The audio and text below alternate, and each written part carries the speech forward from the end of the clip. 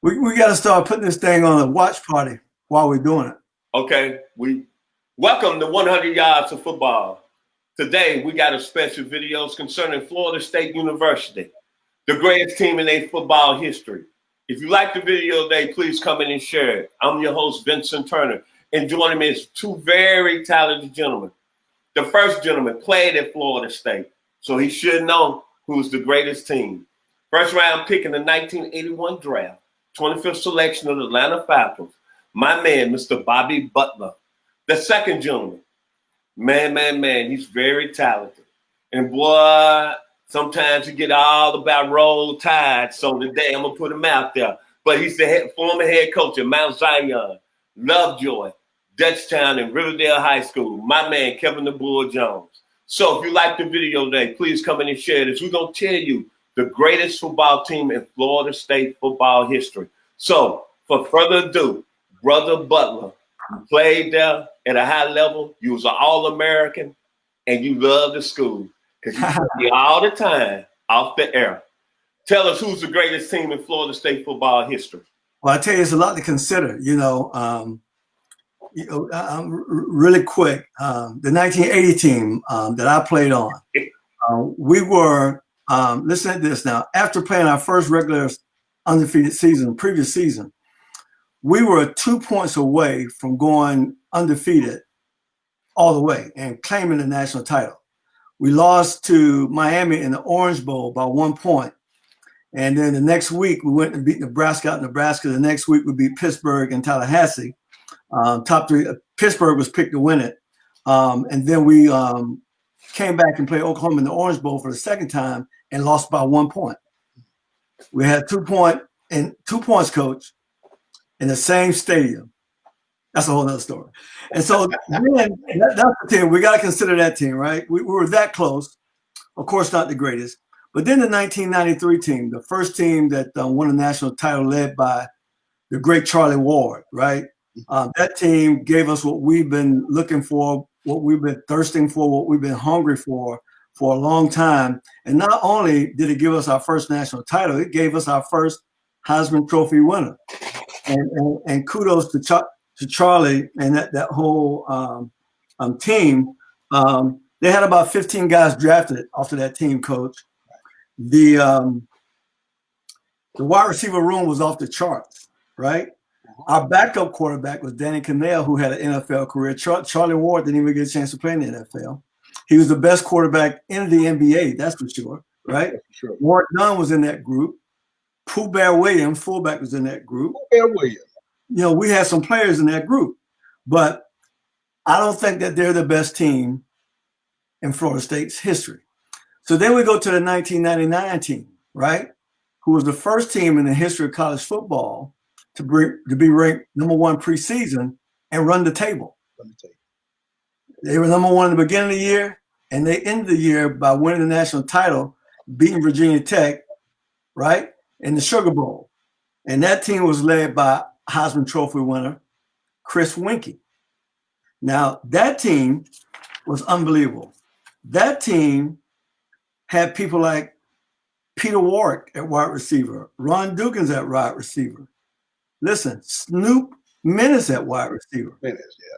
My homeboy played against his dad in high school. The great Anquan Bolden was on that roster. Lavernius Coles was a receiver on that roster. Palmer Gardner was on that roster. All these guys are NFL players, right? And then you had Travis Minor on that team. You had Corey Simon on that team, right? And the greatest kicker in Florida State history and one of the greatest of all time, Sebastian Janikowski. Loaded team, ran the table, right? But when we talk about the greatest team, I mean, you just got to give credit where credit due and put it where it is, right? In 2013, a Florida State team led by Jameis Winston, who was our third Heisman Trophy winner.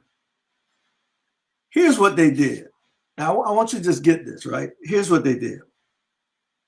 They dominated in terms of point margin. They had a 39.5 point margin per game the whole season. Nobody got close to them, right? Except for the national title game. And that's included in that margin, by the way. So just get an idea. Regular season opponents never held FSU to fewer than 37 points. We averaged, now listen to this now. We averaged 51.6 points a game. Our defense, Jameis threw for over 4,000. Jameis threw over 40 touchdowns. We had a total of 94 total touchdown coaches. And then our defense wasn't shabby either. We held opponents to 12.1 points a game. Now, if you're scoring them kind of points and you're holding teams to that kind of level, dude, that's domination. Right. I can't explain it no other way. The most dominant team, and they had 25 guys on that team to play in the NFL. 25. So, what can I say? Names like Jameis Winston, Devontae Freeman, James Wilder Jr., Rashard Green, Kelvin Benjamin. That's my wide receiver room.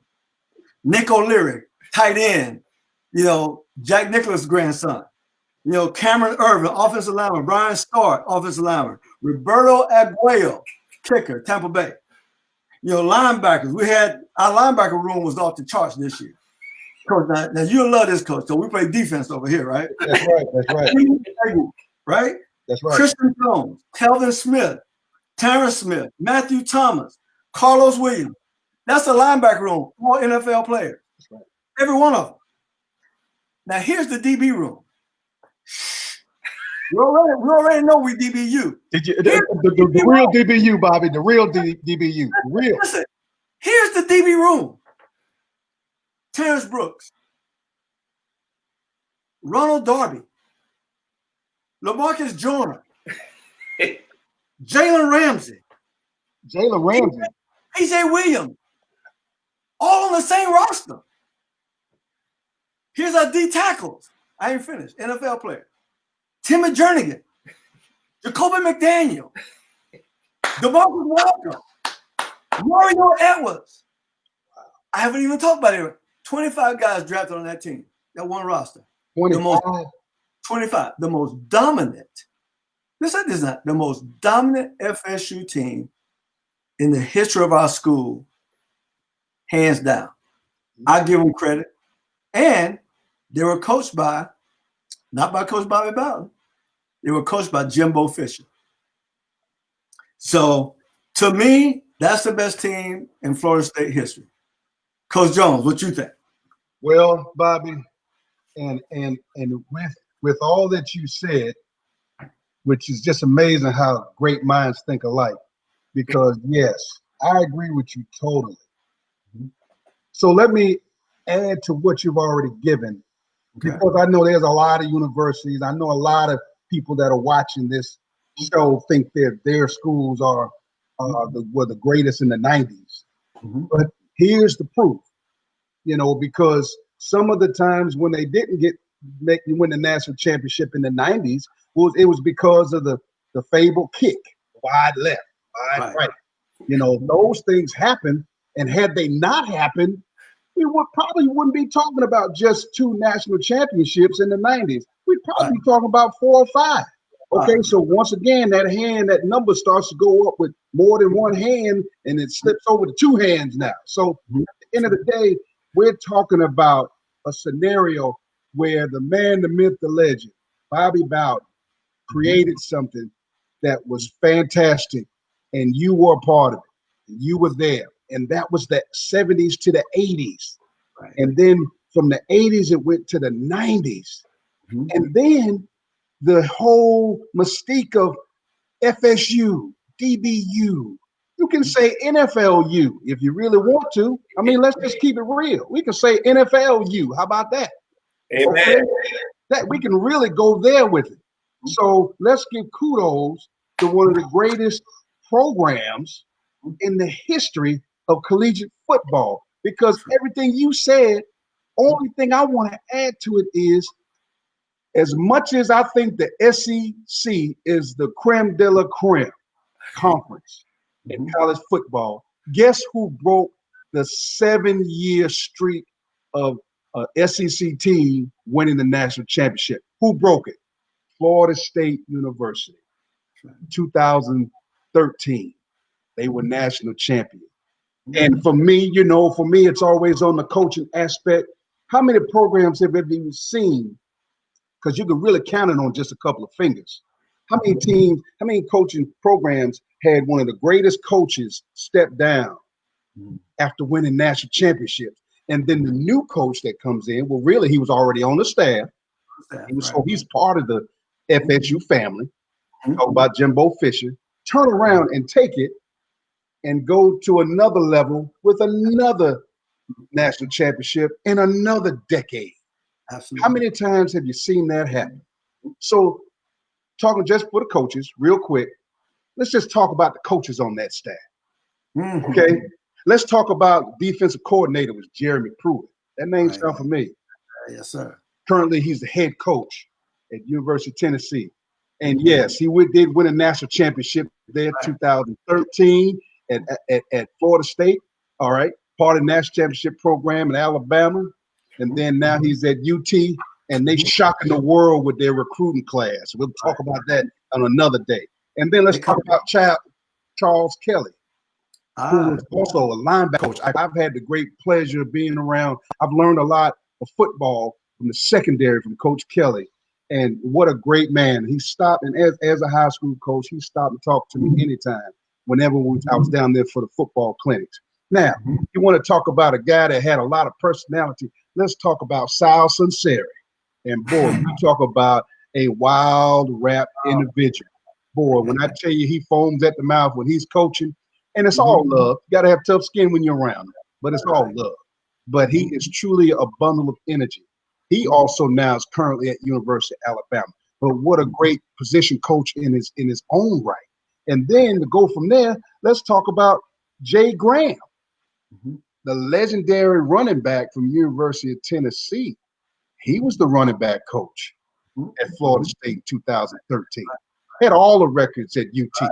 Now he's at UT with Coach Pruitt.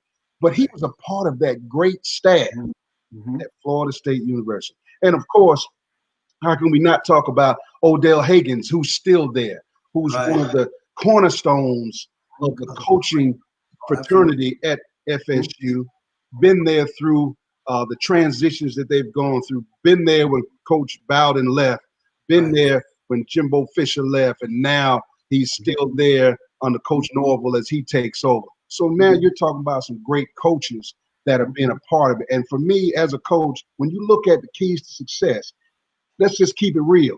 You can be the greatest head coach in the world, but if you don't have those soldiers with you, there you go, help you. There you go. You can't do it all by yourself. That's right. So evidently, the Seminole family had a great lineup of men who coached there, and this is why I think they are the best team ever at Florida State University, 2013 team.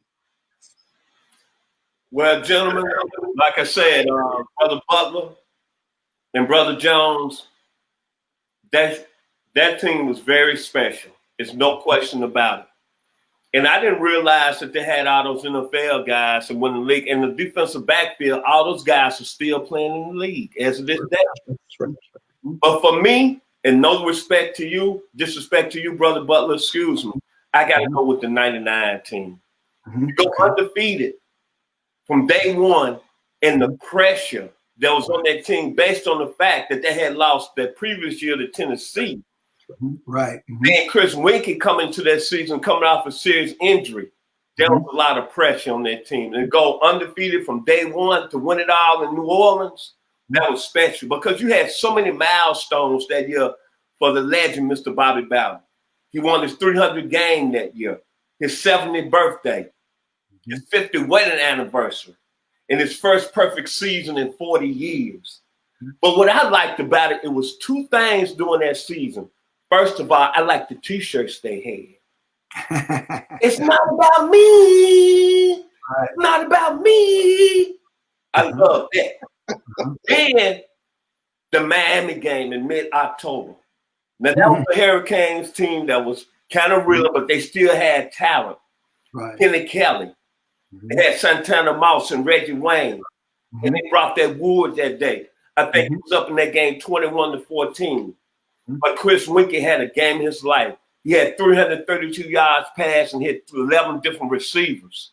But what's outstanding about that game, Peter Warrick didn't play because of an injury. Right. And it was a young man, Coach Jones. I'm going to say it again. Now, you told me about DeKalb County, but now I'm starting to take a real serious look. They had a young man on that team named Jermaine Stringer. Woo! He even played hardly none that year. And even in his career at Florida State. And he balled out. He went to work. Receptions, 80 yards, and he worked out on Ed Reed. He worked out on Leonard Myers. And that was special about that team. And then to go on undefeated and then take on Michael Vick. And we know what Michael Vick was about at that time. And win it all with Peter Warrick had one of the greatest games individually as any college football player. For my money, I didn't go to Florida State. Of course, I didn't play there. My man, Brother Butler did. But just asking me as a fan and looking on that program, I love that 99 team. I love Corey Simon. I love the Ferris Coles. But my boy, Tay Cody, out of Blakely, Georgia, was on that team. You know that team, right? My boy, Derek Gibson. My boy, Tyler Polly. And another guy who I think don't really get a lot of credit for winning that year, and it was a special player on that team. We talk about Warrick Dunn. We talk about Devontae Freeman. But that young man out of Baton Catholic High School, help me out there. Travis Minor. That year. Right. So my vote goes to the 1999 Florida State Seminoles. So, final word, Brother Butler, about the great school history and the great teams. Well, I tell you what, you can't go wrong either way. There are some great teams. And arguably, in the early 60s, we can argue the 64 team with Steve Tinsley and Fred Biletnikoff won the Gator Bowl. You know, at that time, the best Florida State football team. But we're past that time now. And I'm just so happy about our tradition, you know, what Coach Bowden started and what the legacy that seems to continue to go on. I can't wait to see our future because, you know, we're in that little valley right now. And so I think we're coming up. We're looking up. And so I can't wait to see the next wave. Hey, y'all gonna be there, man. Come on now. 901 in the house. I know you probably don't. You don't like them. Mike Novell, I was saying, brother Mike Novell is coming. That's right. Coming. That's right. Think about that, not to cut you off, but y'all gonna score points.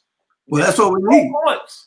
And we need to get some more dogs. We need to get that linebacker room like it was in 2013. You know, we got about 9 dogs in the league. You know, that's what we need. So yeah, I think he's going to turn it around. I'm excited. I mean, it's an exciting time. You know, the last few years haven't been too good, but we're excited again. So I can't wait to see what he brings to the table. Coach Jones, final word. Well, numbers don't lie. Numbers don't lie. In that year, 2013. They beat Florida on the road, 37-7. They beat number 3 at the time, Clemson, who had a very good team with Taj Boyd at quarterback. He did an outstanding job. And they had a great season, Clemson did. They beat them in Death Valley, 51-14. Right. That was number 3 team in the nation. Then they turned around and beat Auburn, an SEC team, who was at that time in national championship game, beat them 34-31. They were ranked number 2 in the nation. So you had 2 teams, and right there. Oh, and by the way, they beat Miami as well. They beat Miami 41-14, and Miami at the time was ranked number 7 in the nation. So now you're talking about 3 top 10 teams. They beat all of them. They slayed them, and they went on to, you know, they won the national championship. Guys, at the end of the day, what more proof do you need about where success was?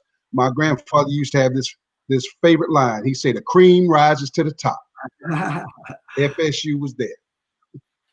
And that being said, I took the 99 team simply because they went undefeated from start to finish. Brother Jones, you brought up some good points. They beat some good teams. Brother Butler, about their 2013 team. But however, that 99 team beat you know who? Magic. Jones, help me out. What was that guy name that they beat from Virginia Tech? What's his name? Michael Vick. And you know what? Atlanta Falcons fan, right? That's right. And he had you. I know you went down there and saw some Falcon games when he played, right? Absolutely. And you was coming out of your seat, right? Absolutely. God bless. Y'all enjoy the day. Thank you for watching 100 Yards of Football and have a blessed day. Outstanding stuff.